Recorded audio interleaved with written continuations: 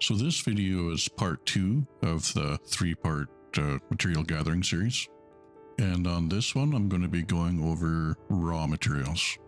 Now, the goal of this series is to kind of give you the most efficient ways of gathering these materials so you can fill up all of your engineering materials in roughly a game of 1 day of gameplay.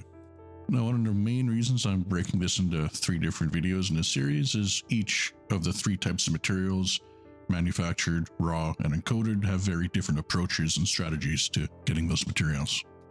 And it should make it easier for you to refer to these videos in the future. If you're looking for a specific material, you can watch one of the videos for the category, and I'll have chapters in all 3 videos in this series so you can quickly find what it is that you're looking for. If you want to know why it would be important for you to gather materials, I would just get you to refer to the first video in this series, and I'll provide a link to it below. I kind of go over into that in more detail. I'm not going to cover it again in this video because I'm trying to keep this one a little shorter, not quite repeat the same subjects over and over again. Now, we'll be covering the material trader, just in the differences in how it applies to the raws versus the manufactured. But again, if you want to have the details on how to find the material traders, if you're not too familiar with them, I'll refer you again back to the first video in the series. And then we'll touch a little bit on the build again, just in what is absolutely essential for when it comes to the raw manufactureds. And then I'll be covering a section in which we're going to go over some skills and knowledge that you should have before you start trying to find raw materials, such as how to use your FSS scanner, how to use detailed surface scanner, things like that, and how to find your hotkeys to utilize those tools, as these are going to be essential knowledge and skills for some of the raw materials that we're going to be finding. I'll also be covering how to navigate a planet using your latitude and longitude, because that's also going to help you in some cases. And before we kind of get into the meat and potatoes of this video, I did take some of your constructive criticism on the last video, and I've made some changes and tweaks and experimented with the audio, so hopefully this is mastered a lot better. Maybe you'll hear my voice a lot better, and hopefully the background music isn't interfering as much, and I've tried to keep it at more of a level so it's not, volume's not jumping around everywhere. So let me know in the comments if this is a lot better, or if maybe I need to make some more adjustments still. So here I am at a material trader. I'm not going to dive too deep into the material trader. If you need more information about how to use them and where they are and how to find them, I'll just refer you to the part 1 of this series, and I go into that in a bit more detail. So I really want to kind of highlight the differences. So first thing you'll notice with the raw materials is there's not a 5th grade 5 material in any of these lists. That's not something that's missing. It's just that raws only go up to a highest of a grade 4. And just a quick recap, in case you haven't watched, I'll just go over the most important point is when we trade materials, we want to make sure that we trade from in the same row. We don't want to trade from a material from this row to a material on this row because the cost goes too high. You just want to make sure you always do your trading in the same row. And again, that goes into a little more detail in the first video. I just wanted to have a reminder of that. And with the manufactured, there was 2 materials that we told you were the only 2 materials you should cross trade for because we had no way of sourcing them, and that was the biotech conductors and the exquisite focus crystals. The only possible way to get those is missions, and it's a little better just to cross trade from like an easy to get in grade 5 to one of those, right? However, with these raw materials, we're going to be able to get every single one of these grade 4 materials, and we won't have to do any cross trading across them at all. So we'll cover some essential things here with the build. I do recommend using the Mandalay, as the Mandalay is available for everybody for credits now, and it's definitely got the furthest jump range. I don't have mine min-max for jump range at all. I still have it up to 80 light years. But the main things you're absolutely going to need here is I'd really highly recommend you get this double engineered or pre-engineered frameshift drive. I'll put a link in the description of how you can unlock that. And between these videos for getting these materials and that video, it'll show you how to get everything you need to unlock this drive. And it's going to be essential, and I'll show you why here shortly. You're not going to get a jump range anywhere near this without having this engineered. Now, you can add a special effect to it as well. I added thermal spread just so it's a little easier for me to fuel scoop and jump my next jump at the same time. You could make this mass manager, which will add you about another maybe 3 to 4 light years in your jump range. So that would easily bring us up to 84 light years. Now, I keep my thrusters as 5A, and I have them dirty drive. And this is mainly because I just like to still have my maximum speed on my ship. If you really wanted to get your jump range up a little higher, you could put these to D-rated thrusters or a smaller A-rated thruster like a size 4 or something. Same thing with the power plant. You don't have to have a 5A power plant. This is an unengineered power plant because I haven't finished this build, but it's not something I don't really do a super deep space exploration anymore, so having them in max jump range isn't important to me. But you could drop this down to a 3A overcharged power plant or something, and you would get a little bit better jump range out of it. D-rating your life support is D is always your lightest of your modules, and I further lightweighted this some more, so it's only 1 ton. Power distributor for an exploration ship, a 3A distributor is plenty enough. If you go with the engine focused, this allows you to be able to boost pretty regularly still. Sensors, again, I just 5D and lightweight.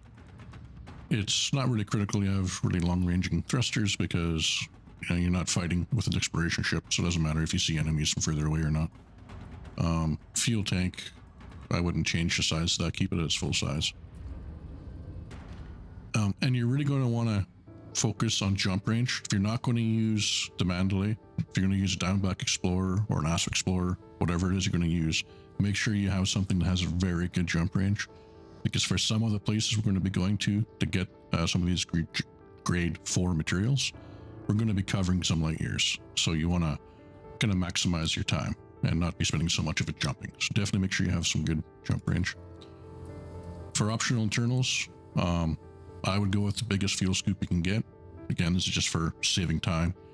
You don't want to be having like a size 2A fuel scoop and sitting for 10 minutes at a star to fuel up, right? So you want to just quickly fuel your tank as you're jumping. Guardian frameshift booster I do have on here. In a video coming up in the future, I'll show you how to unlock this, but I'm sure there's some videos out there that exist to show you how to unlock that already. I just went with a small shield generator. This is just enhanced low shields, just keeps the weight down. This shield is, again, I'm not trying to make the ship survive a fight. This is just simply as a bumper. So if I'm coming down to a planet to land, if I actually hit a little bit hard, this is just absorb some of that damage and keeps me from getting blown up, right? That's all this is intended to be. A small cargo rack, you only need to have a small amount. 16 is plenty. If you're going to use limpets, it'll be plenty enough. A multi-limpet controller, whether it's a mining limpet or a, what do you call the other one there? It's multi-limpet controllers. Whether you use an operations limpet or a mining limpet controller, doesn't really matter. Just the main thing we're using that for is these multi-limpet controllers for a size 3 allows you to have 4 limpets. And so we can have 4 collector limpets at a time. That's like your most amount of limpets you can have. If you have a dedicated collector, you have to have like a size 7 to have any kind of limpets like that. Auto field maintenance doesn't weigh anything extra, so it doesn't affect your jump range. But if you were going to have an exploration build, I recommend having one. You know, if you accidentally get heated up in the star or something, or you do get some damage. If you were deep space exploring, it's definitely worth having one. Or if you blow a canopy, you can repair a canopy, for example, right? If a planetary vehicle hangar is going to be a must, definitely going to need to have this.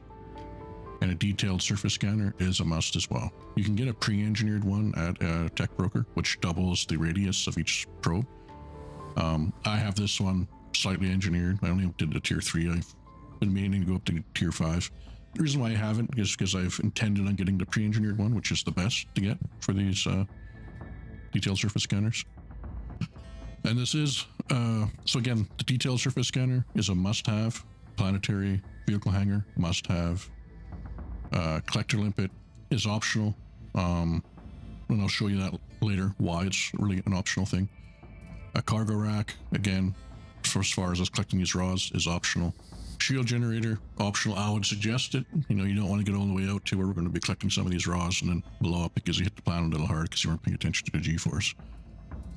If you have access to use G5, Guardian frameshift drive, class 5, perfect. 6A fuel scoop is going to be a must. And for your cores, again, your preference, but definitely make sure you have the best FSD you can get your hands on for the best range. So the pre-engineered ones you can get from the tech broker. You I'll have a video in the link description below. It is the best jump drive in the game right now. And then everything else is really your preference. Hardpoint wise, remote flak launchers, you can get them at human tech brokers. Optional. And again, I'll show you why, because these are finicky. Doesn't always work. So I quite often don't even bother with these and the collector limpets, because it's we'll get into that more later. We'll get to that part of the video. Now I'm going to start getting into the prerequisite knowledge and skills that you should really know to really benefit from getting into these raw materials collecting. And these are some things you're going to have to know to get into some of these planets. The first thing I'm going to cover is plotting your fastest routes. Now, if you're a new player, you might not be aware of it. If you're an experienced player, you may or may not. I've run into players who've played the game for a couple of years and didn't know about this feature in the galaxy map. And so if you're today's years old, when you find it out, don't feel bad. So, first thing we're going to do is get into the galaxy map. And say if you've engineered a ship, or you got a good jump drive on it, says you have 70, 80 light years jump range. But yet if you try to come out here, say even 150 light years, and you plot a course, it's telling you can take 25 jumps, right? And then you look at your first jump and you may be wondering why your jumps are never going further than 15, 20 light years, despite the fact that you have a jump drive that can go, 80 or 90 light years. The game by default, under route settings here, puts you on economic route settings. And what this is designed is for when new players start the game, they don't accidentally run out of fuel. Because the further distance you jump, exponentially the more fuel you use. So most ships can only do a max range jump anywhere between 5 to 8 times before you get fuel. So if you want to extend this, the changes from 25 jumps, you want to go to your plot route settings here, and you want to change this to fastest routes. And then you have to hit the recalculate route. And see, that changes that from 25 jumps to 3 jumps. And again, this is a feature that, don't be surprised if you're today's years old when you're finding this out. I run into veteran players quite routinely that didn't know this. Because like I said, by default, it always puts you on economic route. But as long as you have a fuel scoop and you know which stars you should be fueling off of, going to fastest routes is the best thing to do, because it reduces the amount of jumps you take. And if you want to average a minute or more per jump from the time that you go through the Raven tunnel and hit a fuel scoop and start charging your next jump, it's going to take you between a minute and a half, depending on how fast your rig is and how fast your internet connection is, right? So if we can reduce that so this will take us about 3 minutes to get there versus 25 minutes to get to the place. This isn't a special system, it's just something I grabbed at random, so I don't think this is, somewhere we're going for materials or anything. I just wanted to show, this is just an important thing to know. It's going to save you a ton of time traveling around the bubble and the galaxy, especially when you get into these materials. I'm just going to quickly go over fuel scooping in case you've, never used a fuel scoop before if you're new to the game. But when you first plot a jump to a course or jump to a system, it'll sometimes say in your system information whether or not a system is a scoopable star. But you can see on the top right hand corner of the screen there, we're showing the class of star. And there's an acronym you can remember, which is KGB FOAM. So KGBFOAM. Any class of stars with those letters are scoopable, with exceptions of a rare few exceptions. There's nothing special you have to do with your ship to fuel scoop. Just when you get to a scoopable star, you just want to quickly enter near very close to the star. It's not getting too close to kind of fall into the star's influence. And once you're within close enough of a range, it'll just start scooping fuel until you're full. And then you go past.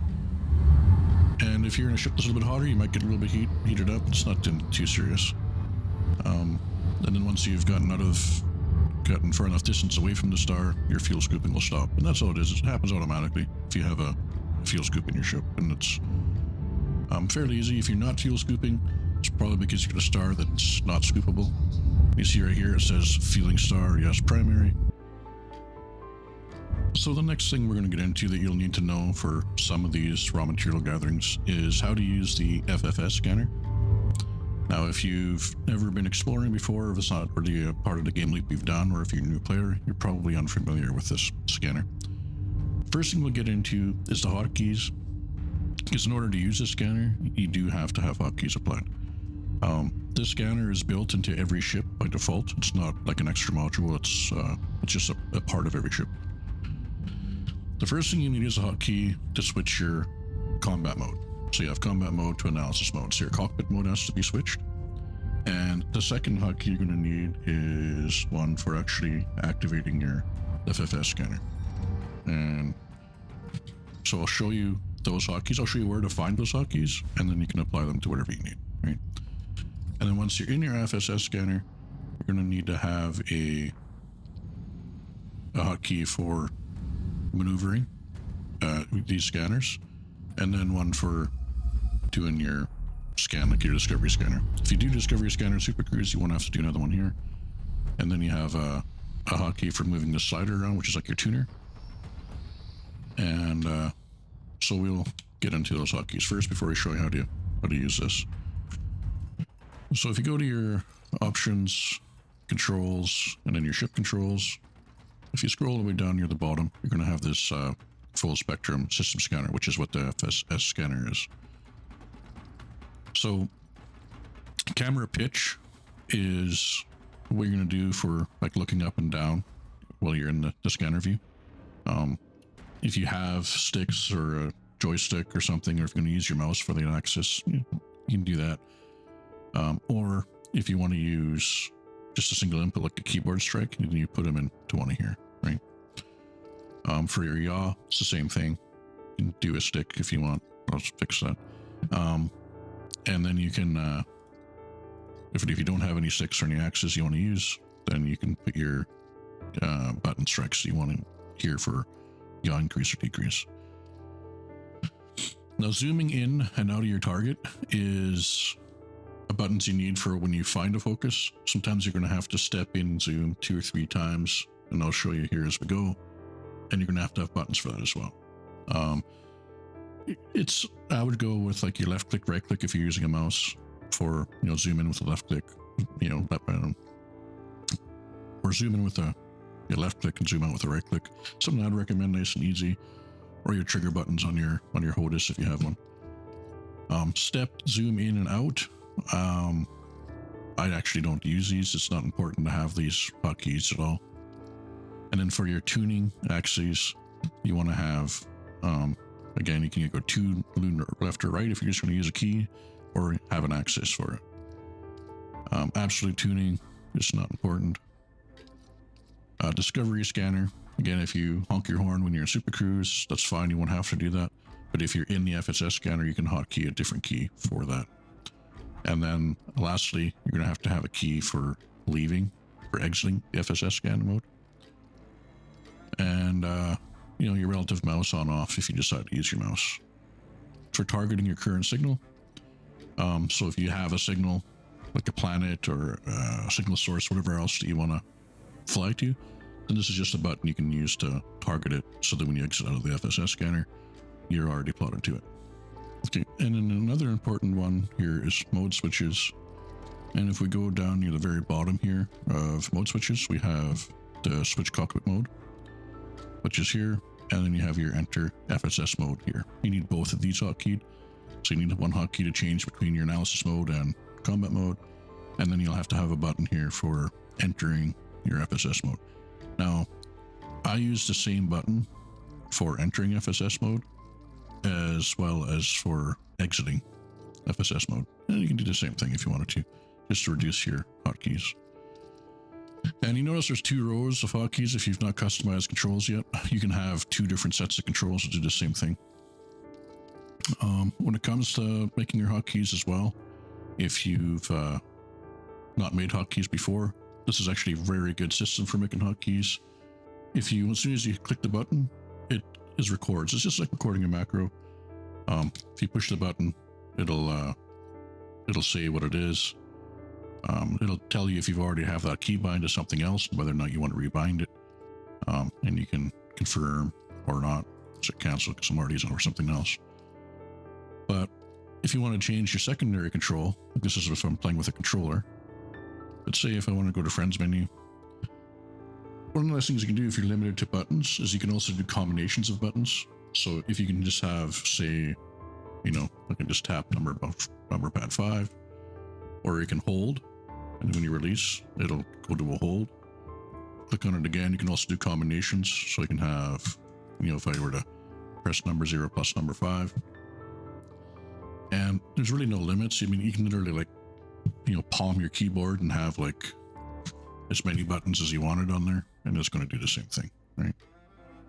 If you want to clear a hotkey, just hit the escape button when it's selected, and it'll put it back to blank. So that's just if you're totally unfamiliar with assigning hotkeys.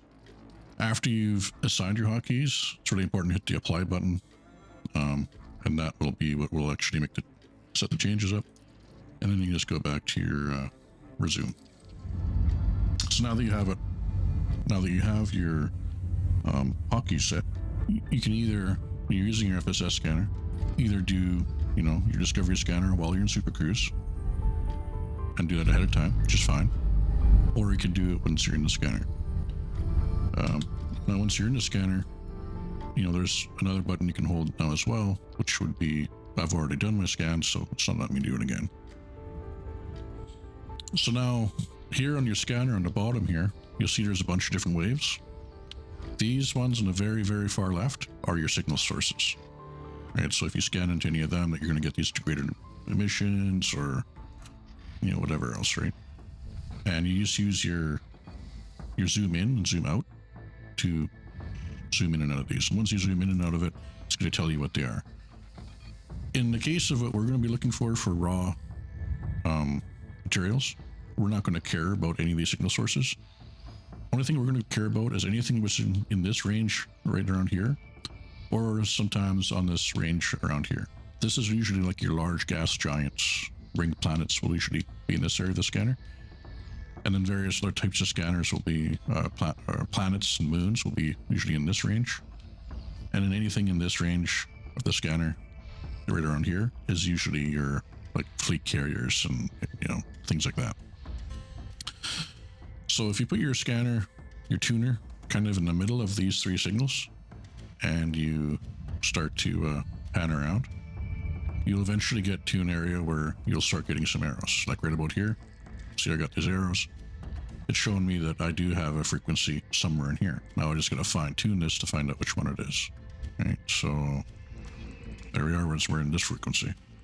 So now once that goes from a dotted line to a solid line, that means you can zoom into it. So I zoom in once, and you can see now I can highlight this one and zoom in again, and then that's a icy body. And then once you target it, it's going to tell you the list of the materials and what's in there, and whether or not you have any features. Like, you have your resources. So those resources are the actual raw materials that can be picked up on this planet. And then features, and that'll be your brain trees and stuff like that, right? Which we'll cover into that stuff in a little more detail here. So now we did have something else. Sorry. So now we'll keep on just traveling around until we find everything here.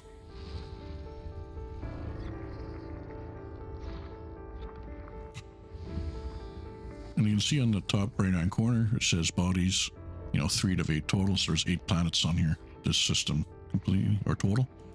And once we find all 8, we'll have the system fully scanned.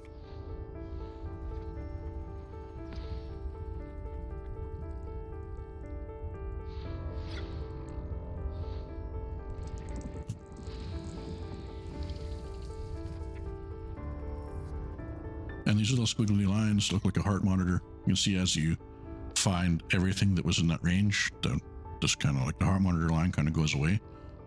And so this is the only area we have left for some frequencies, and we will scan those. So there's another moon there, another moon there, and we got the last one here. So now we got the system scan complete, kind of notice. And now if we exit out of it and we go to our system map, we'll now see all of the full details of all of these planets.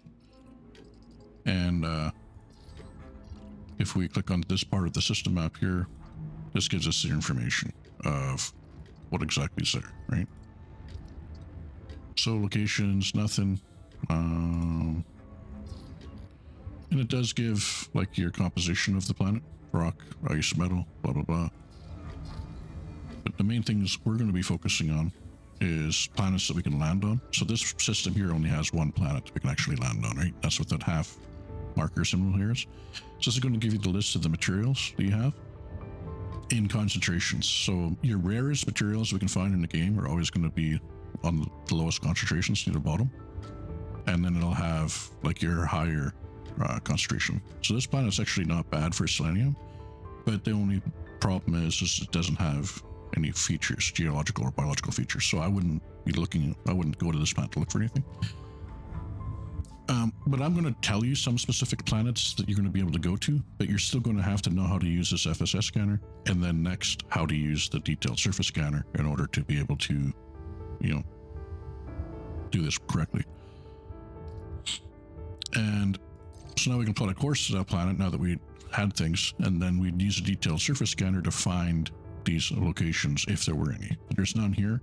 So I'll go find another random planet that has, or another system that does have something to scan, and then we'll show you how to use the detailed surface scanner. You can see here in this system, like versus the gas giants, we got that frequency here where we do have some. And there you go. And you can see in the top right hand corner beside the resources, it says features, and this says biological features. And so that will be one that I'll going to go to. And we'll show you how to use a detailed surface scanner. And use a detailed surface scanner, you do have to be fairly close range of your planet. Suddenly overshot here while I was talking. But in order to use your detailed surface scanner, you do have to apply it to a weapon group. So go to your fire group and you'll see your surface scanner here, and you just apply it to a trigger. And you do have to make sure that you're in the analysis mode in order to use it. And you do have to be fairly close to the planet and have your speed, you know, quite reduced in order for it to work. But before I start firing the probes here, I will show you some of the hotkeys you need for your detailed surface scanner. Again, we'll go back to our options, controls, ship controls, and we're going to go down to our detailed surface scanner controls. And you will need a button for exiting the mode. You can also have a button for toggling front view and back view. Now, this is just so you can see the front and the back of the planet if you don't want to have to, you know, drive around to the other side. And next filter, previous filter are two buttons you're going to need hotkeyed as well. And I'll show you kind of what that does once we're in the detailed surface scanner. And just your third person yaw and pitch axis, that's just for aiming where you're going to shoot your actual probe. And those are the only keys that you're going to really need here. And so you just pull the trigger on your detailed surface scanner and you'll get your view will change, right? So this is just kind of like a periscope view, I guess. And the center of this blue dot is where you're going to be shooting your probe. That's dead center of the planet, and as you go further away, you'll get this dotted line. That indicates we're going to shoot towards the back side of the planet, or the moon, until you get all the way over here, and then you're missing, right? So I'll usually just start one kind of in the middle. And you'll see in the bottom it says efficiency probes. That's sort of where you want to be, that many shots or less. Because my probes are slightly engineered, I actually get a bit better than half, right? I hit the button to see the backside of the moon, and you'll see where that is, right? Now, you'd think that if you just shot straight here, that's going to give you the center of the back, but it's not, because you're actually still hitting the very front. You're still hitting this side, so you do have to actually aim around to near the back-ish, halfway. Should be pretty well centered. and then we'll see the probe actually come around the planet. And hit there. So now we're 100% scanned. So now that we're in the probe, now we have to use our scan filters, and that's what changes what it is that we found, right? It'll tell us what they are. So Allodia, bacterium, fungoid, 26, right? When it comes to our biologicals, the only biological we're looking for is Braintree, and it'll actually say Braintree on these categories, right? So on this planet here, there's nothing that we're looking for.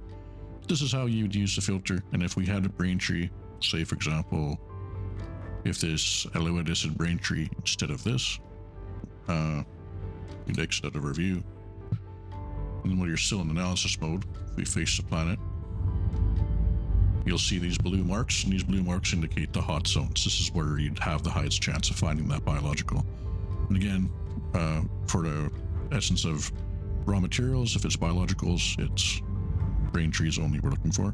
This is essentially how you use the detailed surface scanner. Now, if there was particular sites after you hit it with the detailed surface scanner, those sites will show up now as well. You see there's a minor wreckage. So now we can click on that. And instead of needing to use our longitude and latitude, we can just highlight it and fly straight to it. And we'll see examples of that when we go to the first site that we're going to go to get these raw materials. So now right before we head off to go start showing you the first of these locations to start getting some of these materials, the last kind of skill set you're going to need is to know how to navigate a planet by using the latitude and longitude.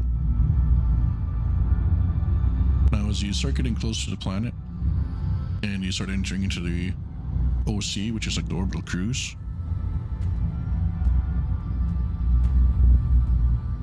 and now that we get into the orbital cruise,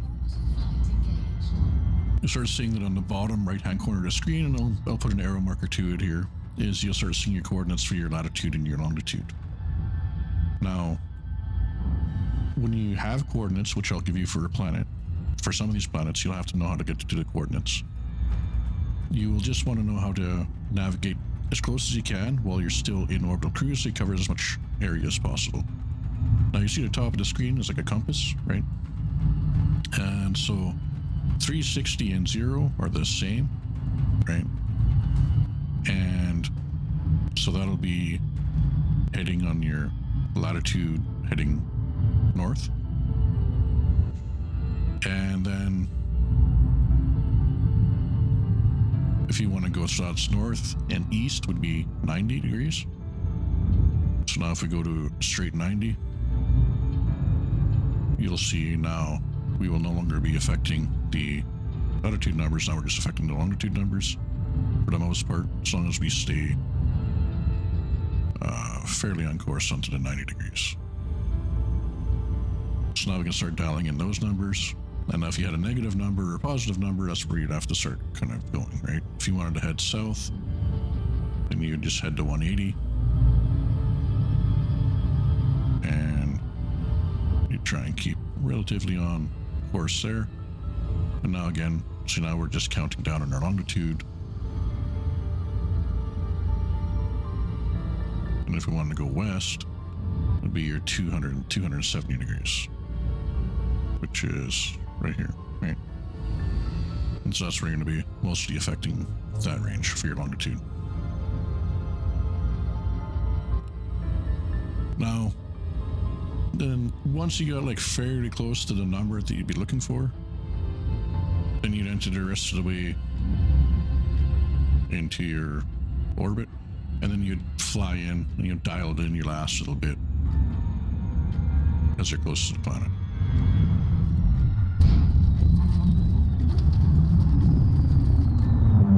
So I've got my coordinates while I was still in orbital cruise to like within the decimal, got it dialed in close to where I'm within decimal points.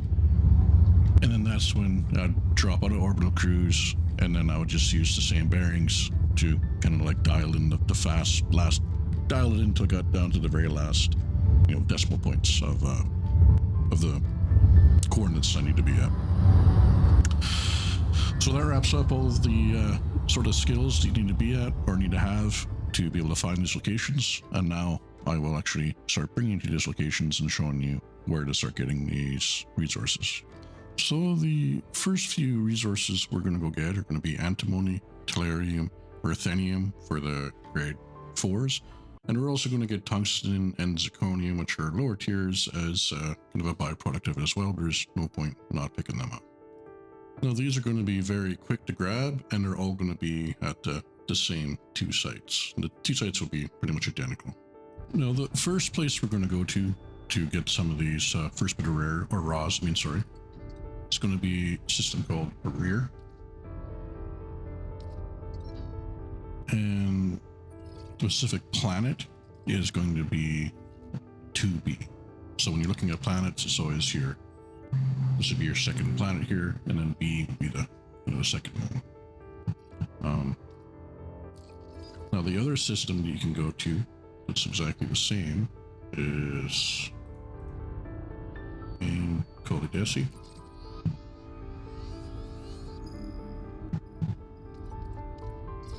And in this system, Polonium, you're going to be C6A. Rather, actually, supposed to be C6A. Now, you'll use the same technique for either or that you go to. So now that we're in system, it won't, if I go to my detailed surface scanner, this planet I've already,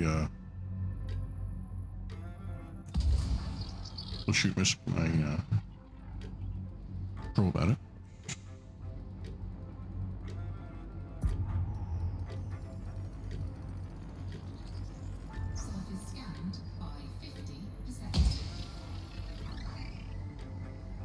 I've already scanned this planet several times before, so I have it permanently in my data. So that's one thing that I forgot to mention earlier in the prerequisite stuff is after you've done your detailed surface scanning, you want to make sure that you sell the data at your exploration data next time you're docked to the station, and then this information will be permanently stored in your ship. If your ship gets destroyed before you sell it, you'll have to keep rescanning this every time you come back to one of these areas. So once you scan the planet, you will get a crash ship marker. So you get all these different points here that are showing up on the planet. But the one we want is crash ship. If you watch older videos of getting to these Anaconda crash sites, they're going to give you coordinates that you'd have to fly to. Well, by scanning it with a detailed surface scanner, you're not going to need to do that. You can just see crash ship and you can just lock onto it immediately. Now, we're in the rear system, so anybody who's maybe played the game for a while and remembers the rear, this used to be a very awkward site to come to. And the Polonium one used to be a bit better, because this one here at the rear used to be very kind of hilly and had cliffs, and it was very difficult to drive around in your SRV. They've actually improved it. They fixed it a nice bit. So one thing, if you're coming this spot's always on the dark side of the planet, so if you turn your night vision on, it'll make it a little easier for you as you approach the planet, or as you approach the site rather.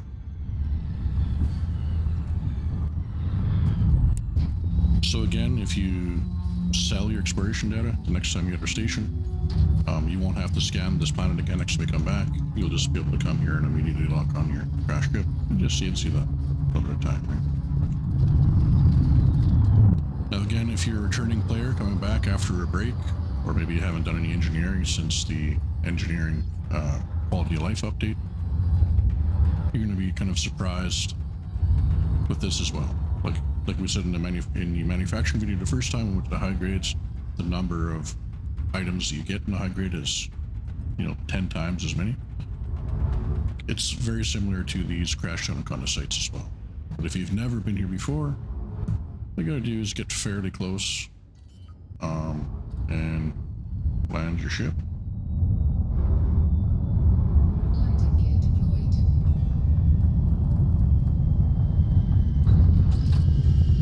Then you want to disembark to your SRV.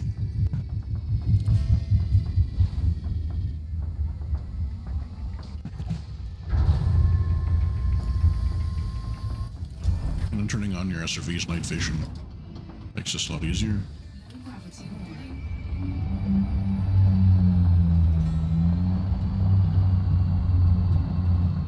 But if you're a returning player, or if you haven't been to one of these sites since the engineering TLC, you'll see when we come to our contacts, the number of cargo racks that exist here is a lot more. I'm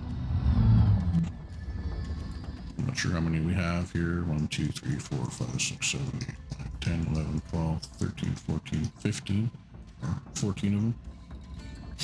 Now, not only do we have more cargo racks, but the number of items you get from each cargo rack has been increased to 4. So we get 4 fragments of material from each one. And Antimony, which is a tier 4 material, which I'm still maxed out on. Ruthenium is also a tier 4 material. And these, as well as the other 2 Tellurium. I get 3 of them here. Get Antimony, Ruthenium, and Tellurium for the grade 4 materials. And we get Tungsten and Zirconium. Those are the materials that we're going to get here. And we get them in plenty. So you're going to fill up on all of these very, very quickly. So I do need a few more of the Rutheniums here, so I'll grab them. Not sure if I need more Tungsten. Zirconium, I can use a little bit of it.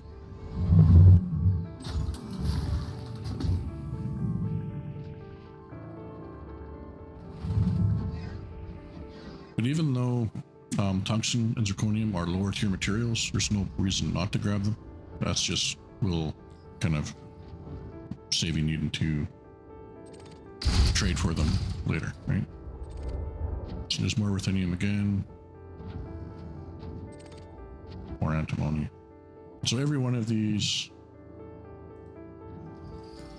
things are going to give you 4 fragments. As you can see, it's not going to take very long at all. You're going to fill up on all these. Once you've destroyed all of the cargo racks and don't have any more to shoot at, you can just log out and log back in, and they will respawn. And because of the amount of cargo racks that exist now, you only have to actually log in and out 3 or 4 times, and you're going to be pretty much filled up on everything. I'll usually just destroy them, and I'll look and see what it is to kind of fire it out here. Need 1 more Ruthenium, I'll grab that.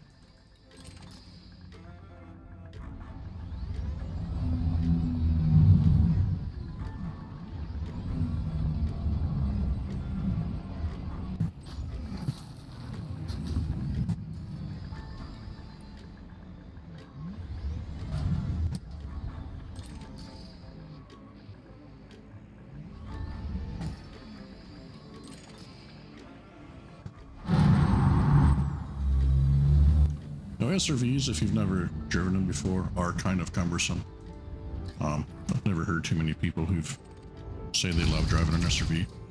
Takes a little while to get used to them, but if you just kind of take your time, go around kind of slow, shouldn't have any problems. If you drive over them with your tires, these pieces, you'll actually destroy them. But it's not a huge issue, because you are getting such a high quantity of them.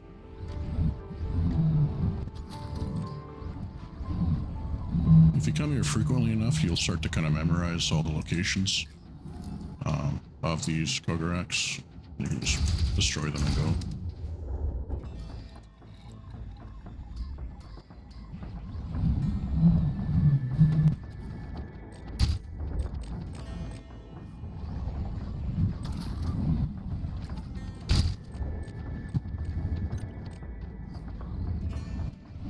Like all other materials, every piece you pick up here, it's actually going to give you 3 pieces. So to fill up with 150, if you started with 0, you only need to find, 50 of each piece.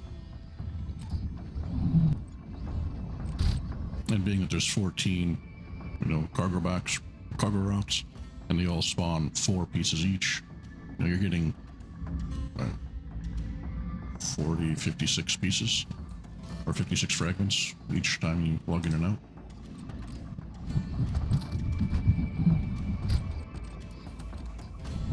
If you can't remember where all of them are, you know, there are always going to appear on your contacts list, the cargo racks, so you can just target them. Some of them I think have duplicate spawn points, like they'll spawn in after you've destroyed another one and driven around a bit.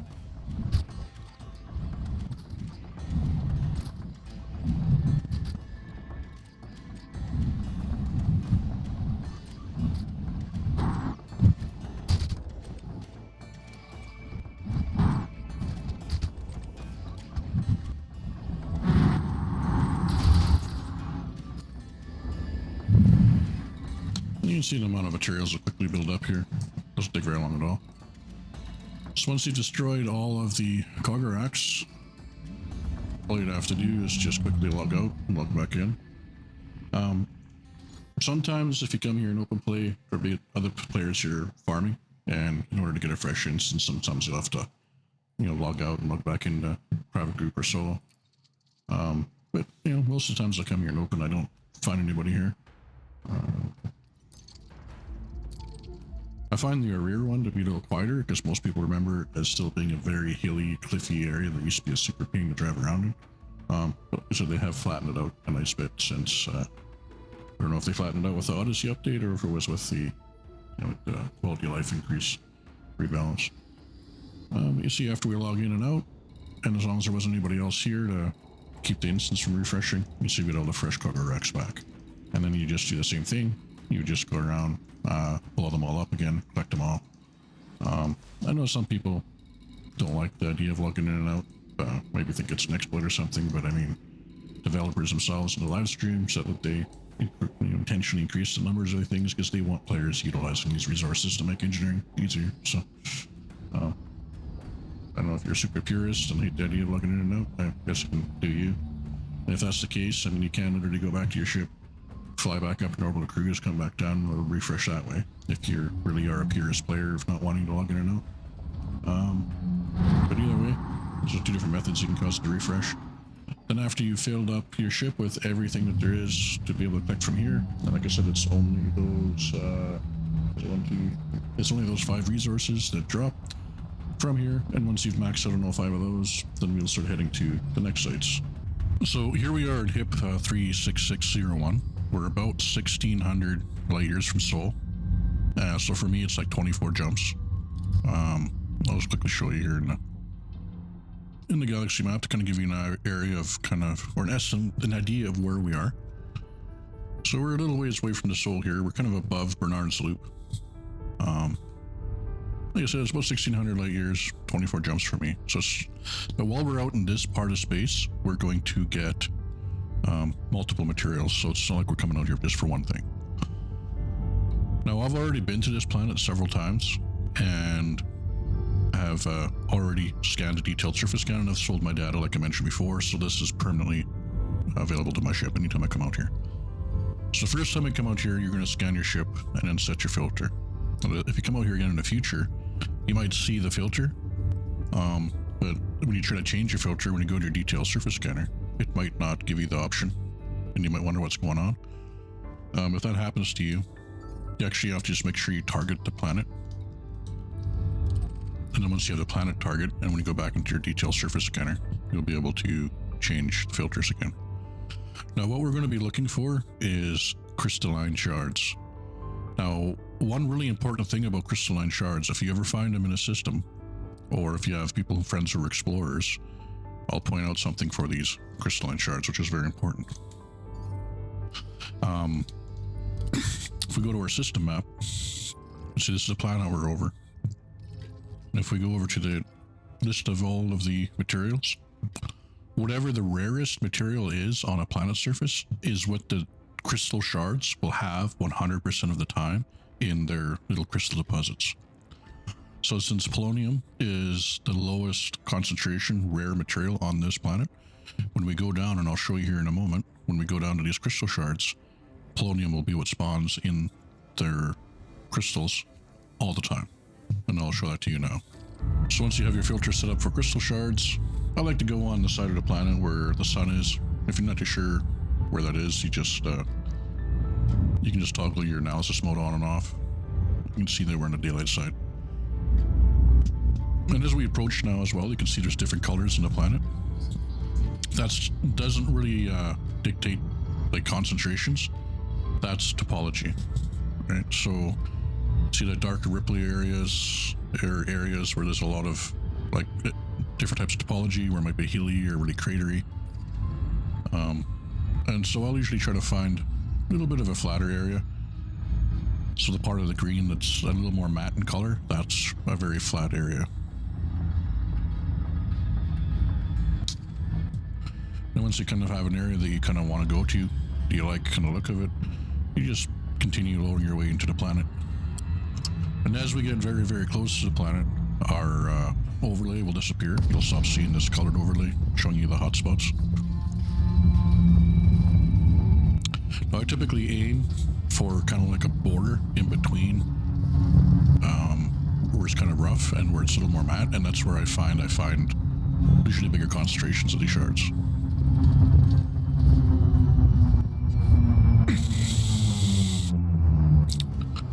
Once we come out of orbital glide, we want to get fairly low to the planet. I usually like to fly just a couple 100 meters above the ground. And then we're just going to fly around looking for shards. And we're going to look for a good sized cluster of them. And so right here, this is what we're looking for, is a shard. But this looks like it's only like one shard. But that's what they look like, and that's what we're looking for. But we're looking for like a good, almost like a shard forest, I guess. And you'll find good sized groups of these shards all over the planet. As long as you're dropped into the correct hotspot. So I'll just fly around here and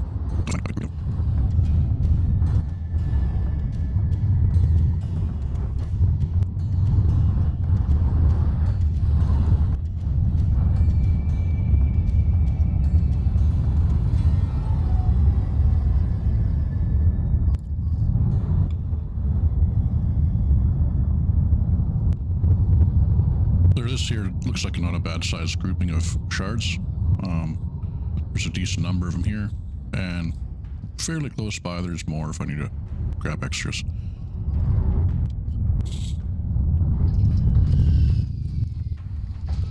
Now you'll see in some old videos they were using flat cannons and shooting off the crystal shards and then using collector limpets to pick them up. That method just does not work anymore. I've tried it every which way there is. I know some people say if you do the hokey pokey and turn your model all about, it's supposed to work magically somehow. I've tried playing with my render distances. I've tried all kinds of different settings. Sometimes I'll get a 2 or 3 or 4 limpets in a row, collect something, and I think I figured it out, and then they'll just start blowing themselves up again. So I don't bother. I just come out with the SRV, and it doesn't take that long. So every single white dot that we see here is within my sensors range of a Master V, is one of these little crystal deposits. I'll show you how we shoot them off and collect them afterwards. But every single one of these is 100% going to be polonium, which is what we're on this planet to get. And I'll shoot one off here just to demonstrate.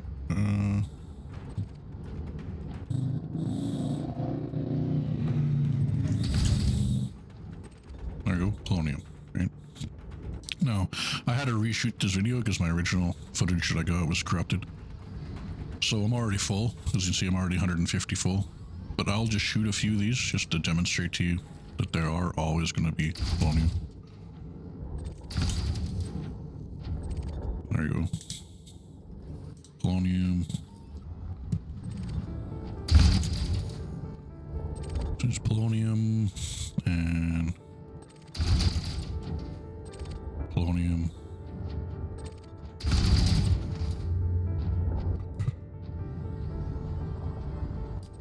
Polonium. And as you can see, every single one of these is going to be polonium. Now there's easily, just even here, and this isn't even a very big crystal like field that I found. Right, we got more crystals over there, which is a very short drive away. So just here in the very first spot that I found just randomly and stopped, there's going to be enough for me to fill up from 0 to 150 easily. Just going to remember that each crystal gives you 3 pieces of material, so you actually only have to find 50. And, you know, there's probably easily, just right in this spot here, probably 20, if not 30. And then over there's probably another 20 to 30. So just between these 2 little spots, we would easily be able to fill up our polonium. And if we can boost up in the air a little bit, we can see that's actually probably even a little bit of a bigger area, forest area, than was what we landed at. So these aren't super hard to find. I wouldn't say they're hard to find at all. Just fly, like I said, close to the ground when you're looking for them, and then you can land in a good spot, and you can pick up all of your polonium in kind of one area. This is a fairly low G planet, so keep that in mind when you're driving your SRVs.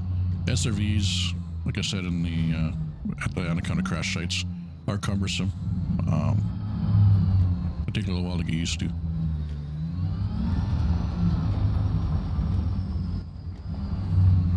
Yeah, this is a much bigger deposit here. You'd probably be able to fill up your 150 just with these little crystal area right here alone. So very easy. So that's the polonium. And we will head on to the next material. So the next material we're going to get is Technetium. Now we're still in the same system here at HIP 36601. This is the planet we just got the polonium from. Now in the same system, we're going to head over to 36601 C5A, which is just another planet. And this one here, we're going to use the same technique, crystal shards, but we're going to grab the Technetium. So as we approach the planet, it's going to be the same thing. You would come here and use your detailed surface scanner, shoot your probes, like I showed you earlier in the video. I've already done it, and it's saved to my computer permanently. So when you come back and you see it, all you have to do is just, if you shoot your surface scanner again, it opens up the window and it just allows you to set your filter. And as you can see, this planet is actually covered with crystal shards all over the place. And so we're just going to keep that as our filter. And again, I like to try and preference to just go on the daylight side of the planet. Lots of light on this side. And I'll just find a nice kind of flatter looking area to look for these crystal shards.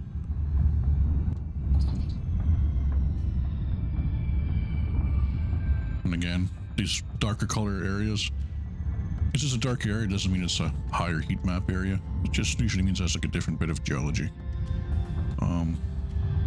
I do find that if I go to like along the border, close between the 2 dark colors, it's where I find that's where I tend to find the best ones, or best spots, I mean.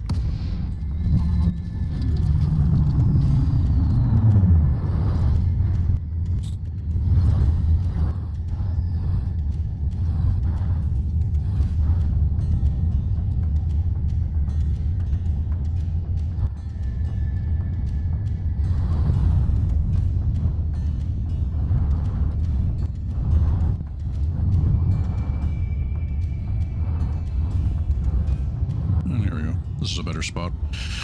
So even though I was finding lots of shards right off the bat, I was just flying around until I found a spot more like this, where you have like a good sizable number of shards in one small area. So, you know, you can basically fill up your 150 in a single landing. And it took me probably less than a minute to flying around on the planet to find this.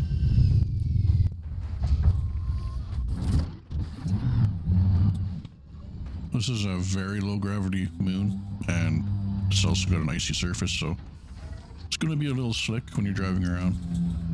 But I'll just quickly shoot a few of these just to show you that, again, there's going to be a 100% drop chance of Technetium.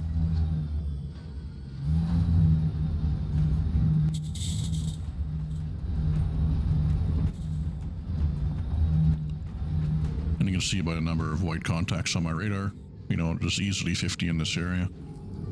And we will shoot a few of these. There you go, Technetium.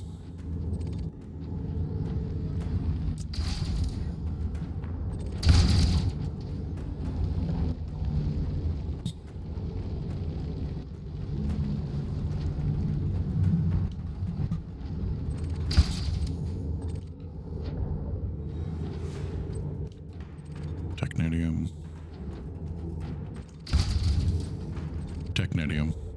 And as you see, they're all going to be Technetium, every single one of these contacts, every single one of these shards. And if we exit on my turret mode, go back to my radar, as you can see, there's easily enough there to fill up your ship from 0 to 150. So as you can see, it shouldn't take you more than a couple of minutes of being on each one of these planets. Like I'd say 5 to 10 minutes, depending on how skillful you are at navigating on SRV, and you'd have your grade 4 material filled up. Now, the next system we're going to be going to is this Outdoats LS-K D8-3, which is only about 400 light years from where we grabbed the last 2 materials. So we're gonna head there first, and then that'll be the last of the materials we need out in this part of space, and that'll be for the Yttrium. So now we're in the system, and we're going to be coming to the planet B5A. And once you're near the planet, if it's your first time out here, you'd hit it with your detailed surface scanner. But if you've already been out here before, you just fire your detailed surface scanner just so you can change the filter. And again, we're going to crystalline shards, and this planet as well has crystalline shards all over the place. And this will be the planet for Yttrium. So again, I always, just as a preference, like to make sure I'm on the side of the planet that has the star shining on it. And then I'll pick a spot. Kind of like the lighter blue areas are the areas of where I have the best luck finding these crystalline shards. And I find I have a lot of luck actually when I'm kind of close to the border between kind of like this lighter blue color and the darker blue color. Now if you're using any HUD mods or color mods, you know, of course these colors might look differently to you, so you just have to sort it out for yourself.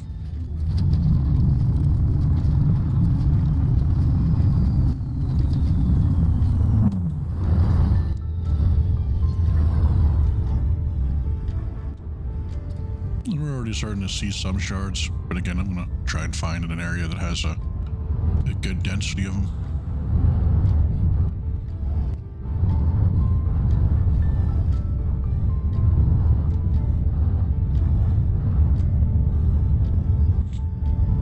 And right here, for example, it's not a bad area at all whatsoever.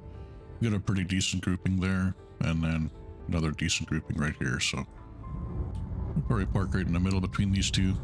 This area would probably give you enough to go from 0 to full.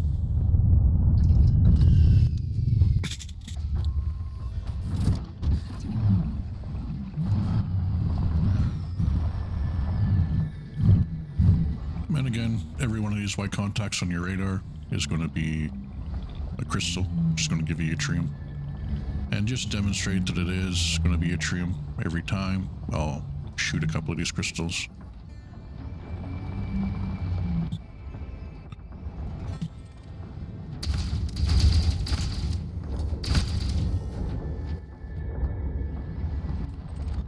So Yttrium and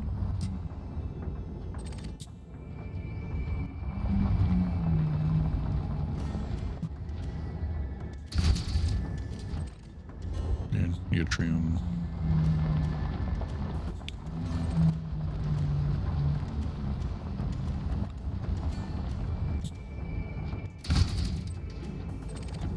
And Yttrium. And so, as you can see, every one of these is going to be it. There's a good sizable amount here, and then we weren't parked too far from another grouping. So, you know, very quickly, in this one little area, you'd be able to fill up without needing to log in or out or anything. Fill up your Yttrium. So those are the 3 materials that we're going to get from this area of space. Now we're going to head a little bit closer to the bubble for the last material, the Selenium. Now after we've grabbed this Yttrium, that leaves us with only one last G4 material to grab, and that is Selenium. Ideally, the perfect situation would be finding a planet that had low levels of selenium with the crystal shards, so that you'd have a 100% chance of grabbing them. That would be far the easiest. I have not yet found a planet that has that situation, and I've not heard of one yet. But if you know of one, or if you've discovered one, that's going to be your best option. But until we find something like that, the next best thing here is brain trees. So the system we're going to be heading over to is HR 3230, and this is kind of heading back towards the bubble. As you can see, the system, if you ever do need to grab selenium, it's not very far away. And you can also grab a decent amount of technetium here, and I'll show you that once we get to the system. So if you do need technetium and selenium, this is a closer option rather than coming all the way out to where I'm at right now. But if you're topping up on everything, coming out to this little corner of the galaxy here, we grab these 3 grade 4s is definitely worth doing. It only takes a few minutes once you're out here. So I'd say roughly an hour, 2 hours total for jumping out to this section of space, grabbing these 3 materials, and then jumping back towards the bubble. 1 to 2 hours, you should be able to top up from 0 to maxed on those materials for polonium, technetium, and yttrium. So I'll meet you over in the next system here in HR 3230. So here we are in HR 3230, and we're coming to the planet or moon 3AA. And same thing as before, you're going to shoot your surface scanner probes into it to get your full scan if you're coming here for the first time. And if you're coming back here, once you have your planet targeted, again, you just go back to your scanner and then you can set your filter. What we're going to be looking for here is brain trees. Now, I want to go to a random spot of this planet first, just to show you kind of the variety of materials you can get. And then I will be going to specific coordinates on this planet, which you'll be using that technique I showed you earlier in the video, how to get yourself to very specific coordinates to maximize our chances of getting selenium. And I'll kind of show you that here shortly.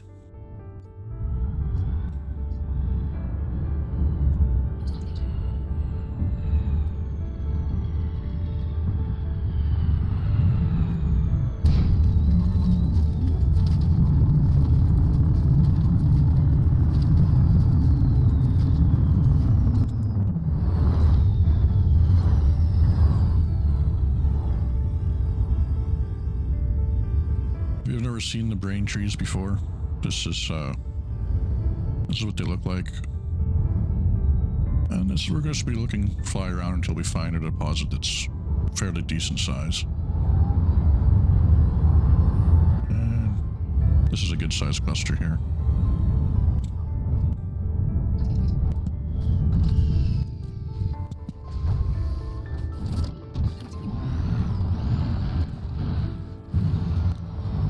Now you can see all the different contacts on these brain trees. These brain trees function a little different though than the crystal shards, in the sense that there's okay, this is actually what we're looking for. And if you pay attention to the coordinates here, I'll actually post this on the video. This is actually a new location. This is a different location than which I usually use. So what we're looking for the selenium is this polyporous growth. And so not every single polyporous growth is going to have selenium, but it's the only fruit that comes off these brain trees that has a chance to have selenium. So it's an RNG thing. So if you remember the old ways of farming materials, where you'd look for like the metallic meteorites and you'd blow them up, and that had the greatest chance of having the rare material. This is the same thing, right? It has the same drop table as the metallic meteorite. The only difference is, rather than spending all this time driving around on the planet looking for those and playing the RNG game, we just have so many of them super close together that we're able to utilize them all here. Now, normally what you have is all different types of fruits in some of the other locations. And if you shoot those different fruits, it has different drop tables. And the ones that actually look like a little brain, they're the ones that drop the technetium. But I'm kind of happy that I found this spot as a random spot to drop at these coordinates, negative 31.8117 at latitude and longitude 84.4568. And I'll write them up on the screen. This is a new location that I'm finding just actually right now, where it's all this polypropylene. This is sort of what you want when you're looking specifically for the selenium. And we'll show that to you here. So all of these fruits, they look like these little tree mushrooms. And when you shoot them, you know, we're getting good luck. We're getting selenium right off the bat. Now this is RNG. Some days you're lucky and you'll come to this planet and you're just getting selenium after selenium. And other times you'll come here and you have like a bad drops. You'll rarely ever get selenium. I think I parked too close.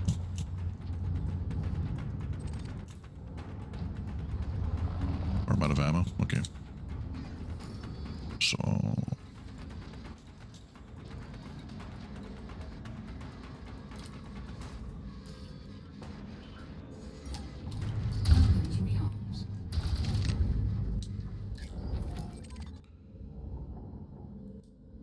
and we're getting pretty lucky with our drops right now in this location. Everything seems to be coming up selenium.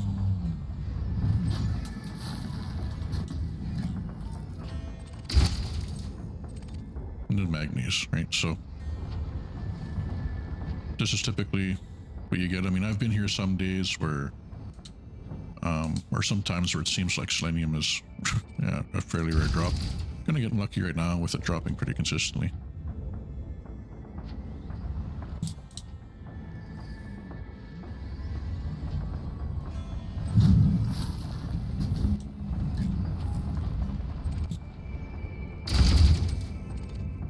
Zirconium.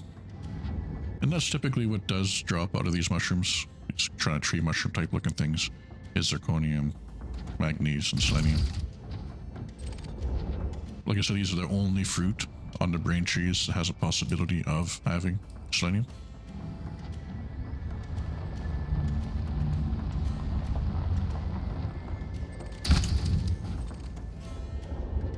And so you shouldn't have to be here too long. I mean, this would be the place to come to. It seems like it's got a pretty high drop rate. And so it shouldn't take too long to fill up. And as I said, short of having a crystal shard location that's dropping selenium, this is currently the best spot that I know of. Until there's a crystal shard location found with selenium. Because unlike the crystal shard locations where we have a 100% drop chance of the metals we're looking for, this is just an RNG thing. You see, the RNG rates are not too bad.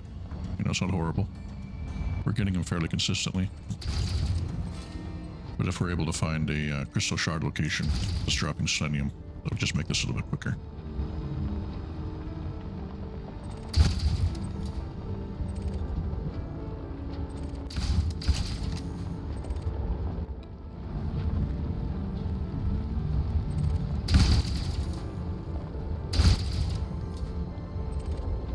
There's another selenium.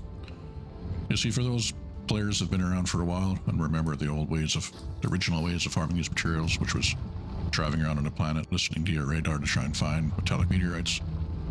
These mushrooms have the same drop table, same RNG chances. It's just that we're able to get so many of them so quickly that it's very efficient for us to do.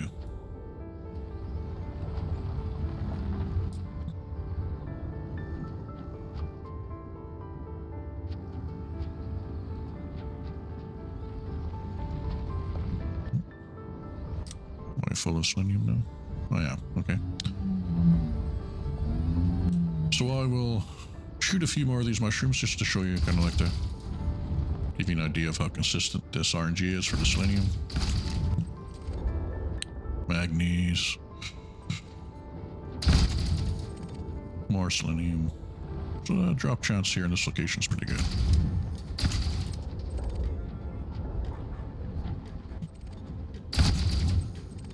I think this will be my new spot that I actually come to. I kind of got lucky at finding this spot. The other spot that I was going to show you was my old favorite spot, but it was on the dark side of the planet. This location definitely seems to be better than my old location. A little easier to navigate and find get these shots in these mushrooms as well. The other spot's kind of hilly.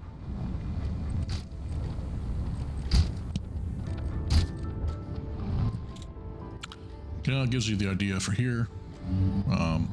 Shouldn't take you too long. It's all based on how lucky you are with the RNG. I've come to this planet and sometimes had my selenium filled up in as short as a few minutes. And there's other times I've been here where it's taken me almost an hour to fill up my selenium if I was completely empty. Just because of the RNG factor, right? But you have a lot of brain trees around. As you can see, there's a cluster over there. So another mid-sized cluster over there. And this big cluster here that we were shooting at. So, within a region, all your brain trees will be the same, right? So, all those brain trees over there and over there will be the same as these ones. They'll spawn nothing but these polypropous growths. Look kind of like a tree mushroom. And we'll have the same drop chances. So we're going to have to fly a nice ways away from this area to get a different set of brain trees, which will have the different types of fruit. But, like I said, this location, though, by far, is my new favorite location. Kind of chanced out by finding it when I was recording this footage. We will head over, and I'll try to find another location and show you what some of the other fruit drops are like. Now, there's just one added note that I'll add, is that the brain trees are dropping these elements on this planet. What kind of materials are in the fruit in brain trees depends on what kind of materials are on the planet itself. So I don't want you to just assume that if you find brain trees anywhere in the galaxy, they're going to have these same drops in the fruit. It's planet specific based on what kind of materials and their concentrations are on the planet. And so that's another thing to point out here. This planet is tidally locked. So like I said, the other location that I was originally going to show you in this video and put the coordinates for is on the dark side of the planet. And it's not really the flattest terrain, so it was kind of annoying to deal with.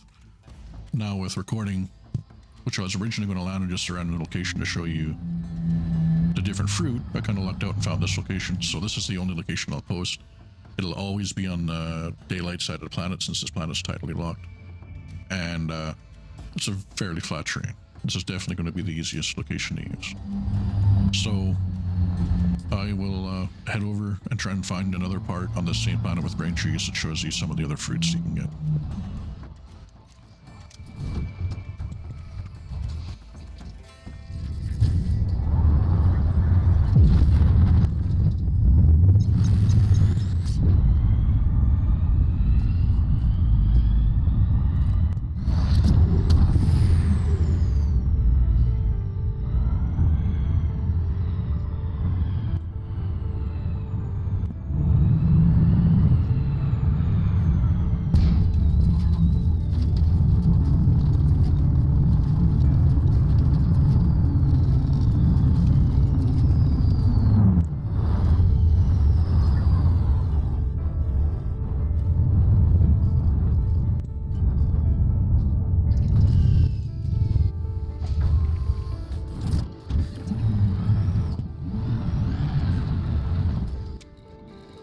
You'll see in this area here, we have a few different types of fruits, or seed pods or whatever. So again, these polypropous growths, these are the ones that are going to have the highest drop chance of the selenium, but are also going to carry some magnesium and zirconium. These folium or phloem excretions, these are going to carry technetium. So, as I mentioned earlier, if you need a technetium and selenium, this is not a bad location to come to. And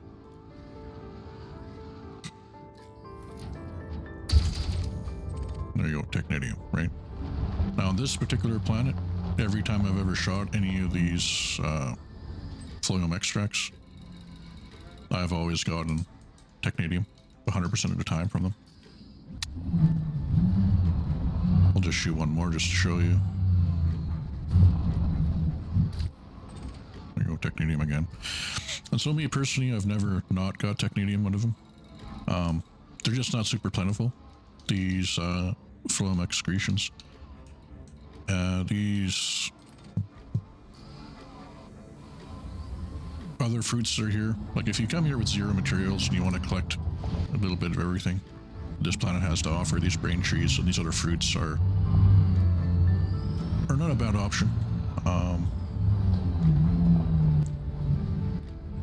Now these things here, these growths, they typically offer the lowest grade materials that are on the planet. So in my opinion. Not even worth really shooting them out.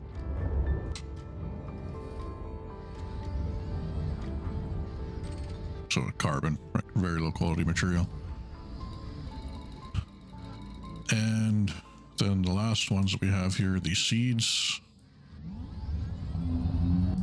These seed pods, and these are all the fruit types that these brain trees generally offer. They have more of like the mid-range material, like tin and stuff like that. So again, for the selenium and the highest quality materials, we want to have these tree mushrooms, these polypropous growths. But as we can see for the RNG, if we're particularly looking for selenium, we want to have an area which only has these polypropous growths. So the first area that I went to is what I'd recommend. But a lot of the trees, brain trees on this planet do have a decent amount. There's a few different spots I've landed on this planet previously where there was 0 of these polyporous growths.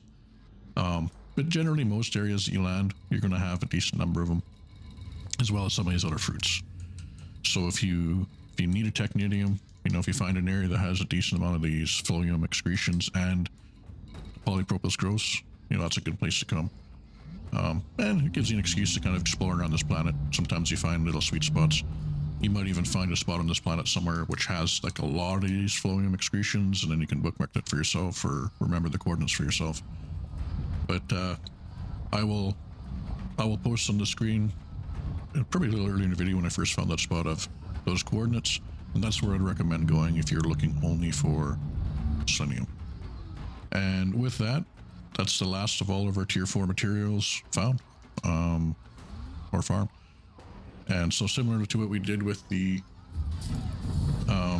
manufactureds, I'll just gather your tier 4s. Some of these areas, like the kind of crash site and this brain tree location, you're going to sometimes have a chance of getting some of the other lower tier materials, which there's no reason not to pick them up. It's just less you have to trade. But what we'll do is grab all these tier 4s, trade them down, and fill up all your tier 1, 2s, and 3s, and then just come out one more time and refill all your tier 4s again. And that's all of your rare materials filled in one day of gameplay.